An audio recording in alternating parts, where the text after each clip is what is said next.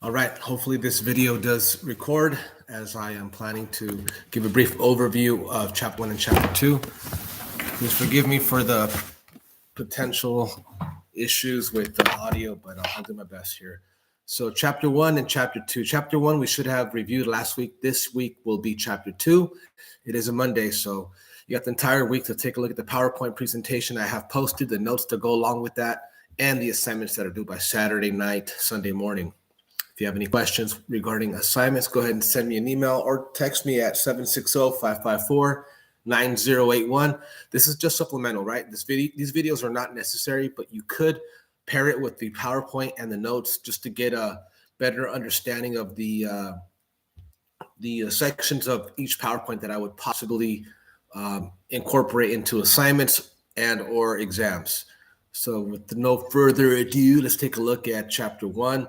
I am not going to present it here on the video. I would rather have you take a look at it on your PowerPoint, and you could probably hear this video as a separate screen, just having the audio play along with the slides that you could click through, right? As I discuss each PowerPoint slide, I will bypass a few, of course, if it is not something that we're going to focus on for the semester or for exams. So chapter 1 does have the title of Developing a Business Mindset. Now, what is developing a business mindset to you? I would assume it is, for me personally, it is having that interest in how a business operates. For what reason are they understaffed or overstaffed? How much does it cost to deliver a coffee, say at the local Starbucks or your favorite coffee house? To the customer, from the cup to the cost per pour, right? Whether it be 10 cents, 20 cents per cup, why is it priced at $4, right? A lot of areas that are vague, right, in regards to understanding the big picture. But, as a customer that has interest in a business because you frequent the place and you start questioning about pricing and staffing and customer service, you have this entrepreneurial mindset. That just means that you are a prospective potential entrepreneur, someone that has a lot of interest in starting a business or possibly already has some type of project or hobby that generates money. So if you find yourself in that area, you could definitely resonate well with the concept of having a business mindset. You don't necessarily have to be a business major to have this interest, right? Or have a business up and running at this point in time. It could just be a general idea or a certain level of interest that would allow you to start questioning, start probing, retrieving information via primary data researching, gathering information by questioning, and also secondary data information you might find online. And, at the end of the semester, hopefully we have the ability to compile a short business plan in which you will share with the class what business you have in mind or what business you want to help in regards to expanding or actually potentially planting their presence somewhere, in Imperial County, San Diego, or globally, right? Online via digital online commerce. It all depends what you are considering as a business, but that's a little too soon to discuss. We do have this business plan project towards the last quarter of the year. Maybe the last 3 weeks we'll be working on it. Right now, it's solely going to be focused on PowerPoint presentations, homework assignments, and I believe I have 2 exams scheduled for the semester. So let's take a look. A couple of slides. Like I said, it's not going to be a thorough explanation because this is not a hybrid course where you have to log on to access a Zoom session that lasts 2 to 3 hours a week. This is no video component whatsoever, strictly online, but I'm still going to present this to you just in case if you want to go ahead and hear my annoying voice a couple of minutes here. Hopefully I'll finish in 30 minutes or less. So business is any profit-seeking organization that provides goods and services designed to satisfy the customer needs. Could you provide value? Could you solve a problem? Ask around if there's a business that you frequent or you respect and consider a loyal customer. Get to know the management staff. Figure out what areas they could possibly expand or improve on.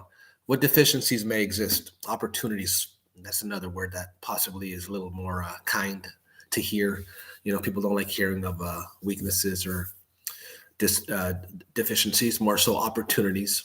And how can you go about providing a service or a product, some value, right, in exchange for monetary compensation? And that's the best way to go about finding work, right? Whether you are looking for work as an employee or attempting to sell something to an established business, a business to business transaction. So that's the concept of a business, right?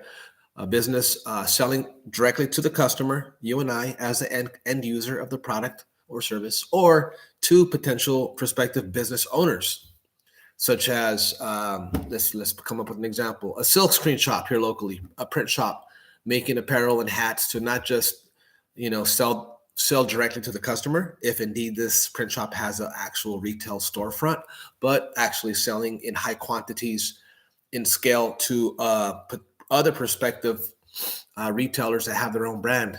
Maybe they solicit to high schools and they take care of their ASB t-shirts every year and take care of their Letterman jackets. Those are more so business oriented transactions, right? So a business manufacturer or a silk screen, that's the most simplest form, I would say, locally, of a producer, of a manufacturer, someone that actually has a tangible product like a t-shirt or a jacket and embroiders on it or prints on it. That is definitely creating a physical product, tangible product that could actually be sold to other businesses. So you could definitely get into the manufacturing, I should say, creating of a physical product locally, right? So let's take a look here. Adding value. This is interesting. How do you add value to satisfy customers? This is possibly the slide that I'm going to focus in on the most. It's very interesting. Phases 1 through 5. The first step is converts. This is how bread, right? We all walk into a supermarket and take for granted at a Walmart, Target. You go to the bread aisle, you see it shelved nicely, packaged, priced or whatnot. The loaf of the loaf of bread, I should say, is sliced, packaged, branding is taken care of. It tells you what it entails in terms of ingredients and for what reason you might want to consider buying the product. There's a lot of value in that, but then again, there's a lot of businesses behind that. So I would assume there is the agricultural part of it, right? Step 1, we have to convert soil, seed, and time to harvest the wheat and actually gather the ingredients and eventually process it at a flour mill. Step 2. Step 3, converts flour to bread. Baking, that's another step.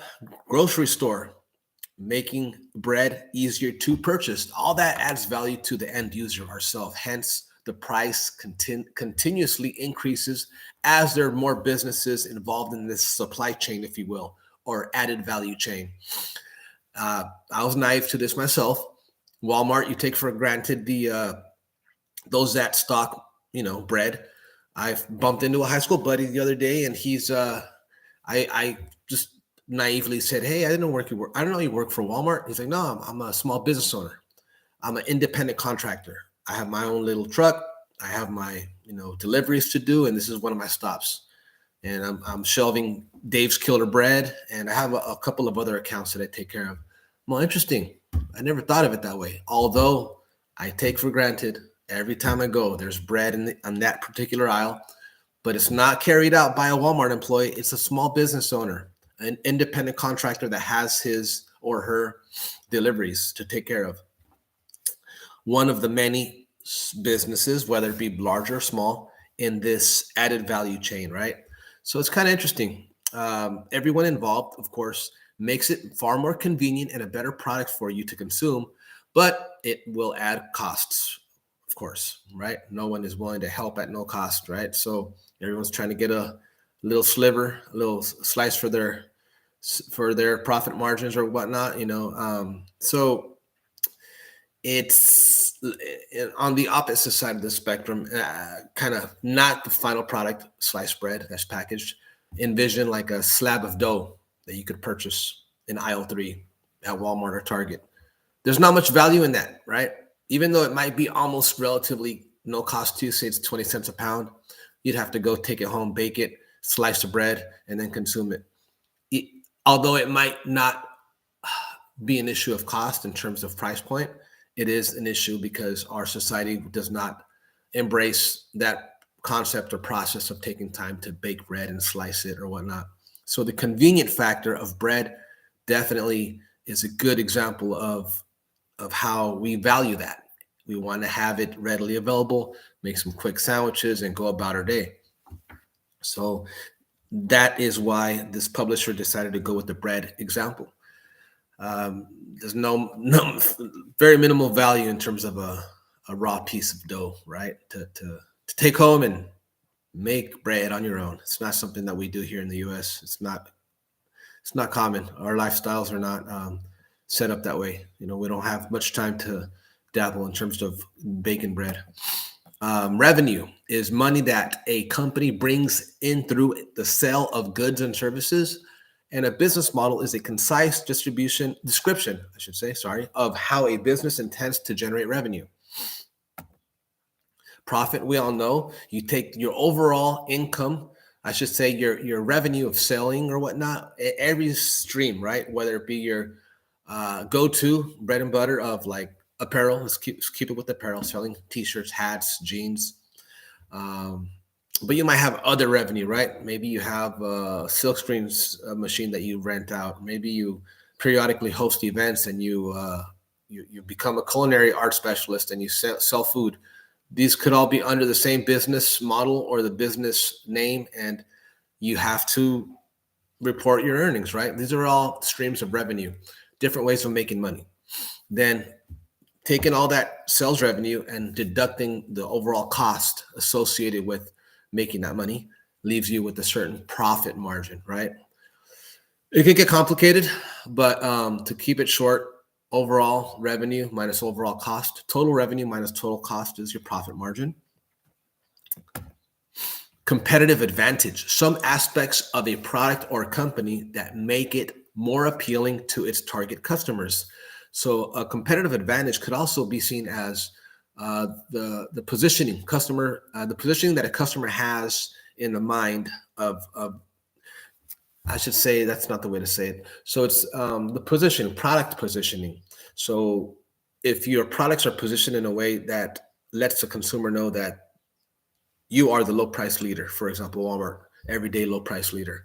That's pretty much what they're known for, their motto, their slogan. If you walk in there and you buy something, it's relatively at a decent price point. You're not going to get a price point that's not fair, pretty much. So that's their advantage. That's what they're known for. That's their reputation. They might give a little in terms of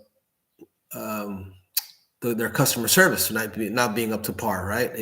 They might compensate in that area, but price point, definitely something that is, secure. You're not going to have buyer's remorse and sending a product back to Walmart because of the price point, more so for the quality possibly. But that's their competitive advantage. That's what they're known for. Small businesses that want to become disruptors of the whole entire industry, such as, let's come up with the example of when Tower Records dominated the music industry, records and CDs. Well, we had the small businesses from homes, from garages, right? Like Napster and LimeWire disrupt that whole entire marketplace. And eventually where we're at today, 20 years later, everything is streamed. But they were the trailblazers or the disruptors, if you will, that caused the industries to shift completely and big corporations to close down and not operate no longer because they didn't really buy into this concept of streaming music and videos and sharing via digital format. Same goes with Blockbuster Video. Their competitive advantage was having a lot of locations and business locations where they could conveniently cater to the local communities, but yet they were not quick to jump on the concept of streaming videos, right? And not having a physical distribution of videos be shared at multiple locations, and the issue of losing product and theft, all these things that hit their bottom line and profit margins in a negative way.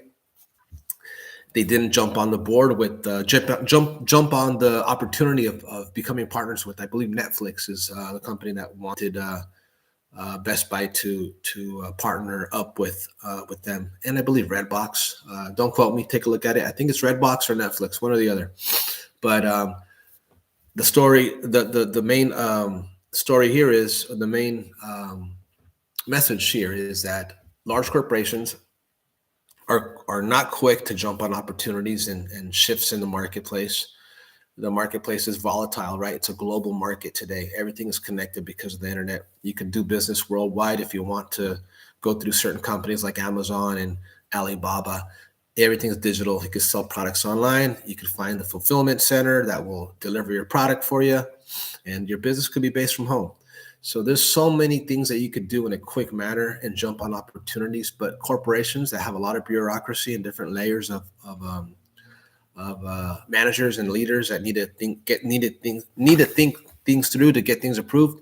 That's the main issue with corporate America, and that's what happened with Tower Records and Blockbuster Video and other businesses that definitely were impacted in a negative way because of small businesses that have the competitive advantage of moving quickly. They're agile. They can move from left to right, top to down, make decisions quick, make one quick phone call, make something happen for them within one day to capitalize on an opportunity, whereas big business can't do that. And sometimes the competitive advantage lies within the small business that has very minimal investments made or infrastructure. So think about a business that you represent or you would like to create. What kind of competitive advantage will you have? Will you be the low price leader?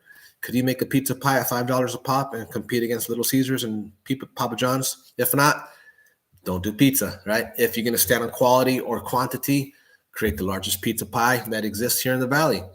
Maybe you're the only business that opens from 10 p.m. to 6 a.m.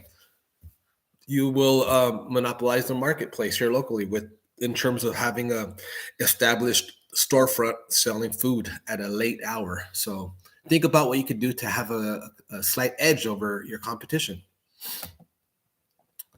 Non-for-profits, we could read up on that. Let's take a look here. So there's always a risk versus reward concept in courses that you may take that involve business. There's always a cost benefit analysis, and you have to weigh it, right? Hopefully your risk, you must be risk adverse in order to thrive in any business realm. But I would say the reward has to outweigh the risk, of course. You have to take a look at that. And sometimes it just comes down to the risk that may be incurred outside of the business model here at home. I tell students that it's not necessarily having to make the business profitable in the long run when you're trying to sketch it all out on paper on a business plan. It's more so getting the approval of the business plan before you actually kick off the business from your partner, your significant other, those that support you outside of the workplace. Because if it's not a healthy environment at home, your business will not thrive due to the fact that you will have a lot of hardships trying to validate the fact that you need to work long hours and have to get approval from whomever may have a stake in your personal life. Maybe it's not a partner, maybe it's your kids. Who knows who it is? But someone is gonna have to carry the weight of the time you need to invest into a business, or the time away from your opportunity cost, your next best alternative. So first and foremost, your risk or the expense that you will incur at home is something you need to look at. And before you talk to your business partners about projecting a business plan, you might want to get your partners at home to get on board with you, because doing business transactions in the dark, keeping people that you respect and love, your inner circle out of your business ideas will eventually catch up to you. I've seen it happen time and time again. So transparency is key. That's what I'm trying to get to. Barriers to entry is an interesting term, is any resource or capability a company must have before it can start competing in a given market. So a barrier to entry to sell products online, reselling something that another company makes, not much, right? You just have to create a website. Maybe it costs you $10 a month. Maybe you could just sell it through a certain website that offers you this e-commerce online storefront. So you don't necessarily even have to have a website. You could go through, I believe, what was the company name? Cartel.com, or like there's certain drop ship systems that are available. You could sell through Amazon, I hear, the different websites that would allow you to sell your product or resell somebody else's product. So you don't need that much startup capital in money to be invested in the business. So you could just resell a product. Maybe it's 50 units you need to buy. Maybe it's 100 units you need to buy to do a business transaction with the manufacturer or a retailer. You take that product and resell it at a different price, repackage it if you can, whatever is allowed from the manufacturer standpoint, whatever contract you come up with their agreement. And, you make money that way. A lot more costly if you decide, hey, I need to have a storefront in Los Angeles or San Diego. Well, the barriers to entry are going to be going to the city for permitting, for approval, the cost associated with, maybe remodeling a old abandoned warehouse that you need. That's a barrier to entry, the cost associated with it. If you want to come up with your own cryptocurrency, I have no idea what the barriers are there, but I'm pretty sure there's some background that needs to be had. Maybe there's some screening of your startup in Bitcoin, I should say in crypto. Maybe you need to have a certain amount invested into this coin. Maybe you do need to have a physical location where your coin, your cryptocurrency is powered through. Apparently there is, I don't know much about crypto, but there's locations worldwide where facilities are used to generate electricity. And for some odd reason, these cryptocurrencies and blockchain systems are powered through these locations worldwide. But I'm not going to get into that. I'm not a specialist in that area. I need to brush up on crypto, but that's a complicated situation. I really don't know how it works, but I'm pretty sure they have their own host of barriers. If you want to start an apparel brand here locally, making your own caps and t-shirts, pretty basic, right? You go to a local print shop, you talk to the owner, shake their hand, say, okay, I want 100 shirts. This is my design. You're charging me $10 a shirt. I want to sell them for 20. So I'm going to make $10 per shirt. I'm going to sell 100 shirts. That's about $1,000 that I can make profit margin. It's pretty nice, pretty simple transaction.